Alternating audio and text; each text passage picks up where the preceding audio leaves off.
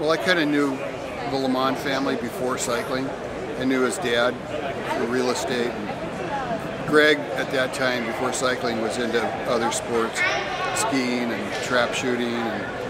And his sister was on the national gymnastics team and traveled internationally. And they kind of stumbled into bike racing because the state championships went by their house. And the feed zone was in their front yard. And the rest is history. And the first few frames you built for him, were they your idea or his idea, or what went into those frames? Oh, it was part of the sponsorship because I sponsored him. Okay. He wore a jersey with my name on it. It was a marketing thing. Right.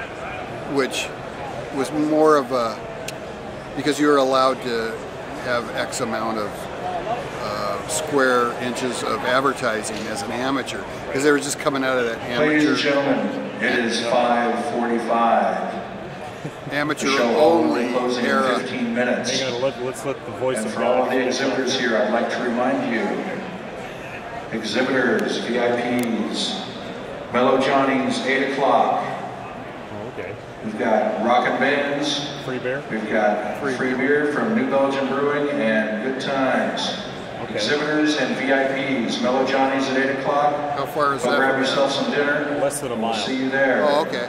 You can walk. And again, the show less than a hall mile will be to closing in Mellow 15 minutes. Thank you very much. So Greg rode your bikes, and there were obviously very tight rules on sponsorship. So it behooved you, I assume, to make the best bike you could, knowing how good he was, and he'd get the attention then on your bike. Right, yeah, that's the whole point. That's sales. Right. But also, Greg acted as a professional from day one. He'd win a race and get on the podium and tell all the crowd it was the best crowd, the promoters the best race. You know, he was acting pretty professional. Right. For a lot of, especially Italian builders, this is art. This is their Mona Lisa. For you, is it more business than art, or how do you look at it? Well, it was business because there were race bikes that they were meant to be ridden, not to be looked at. I mean, it was function before form. Or what? Yeah. Yeah. Yeah, function before form. Right. They were meant to be ridden hard. You know, I mean, there's collectors that would buy stuff, but at the time, you know, I don't know. What's his name? Eisentraut. He kind of like set the standard as far as that artsy finish. Like he would spend lots of hours filing the lugs so that they were like perfectly tapered and stuff. But to me, it's like, okay, we've got X amount of hours to get this thing done out of here. But you know, accuracy was important.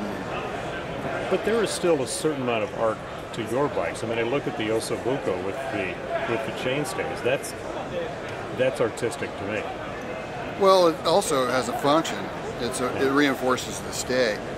But the other thing is it's marketing too. It's like something different. Right. So these days, how many frames are you building? How big is your business? How much time do you spend? Right now, I'm kind of semi-retired. I do about 30 to 35 frames a year, where before I was up into the 80s and 90s. I never quite did 100 in 1 year alone, but when I had a crew, I had 2 guys and a painter, we were doing 350 a year. And your frames were sold through shops, direct through you? Direct and through shops. And if people want to find you, how do they find your bikes? I have a website, I have a P.O. box, and I have a telephone, and I have an address.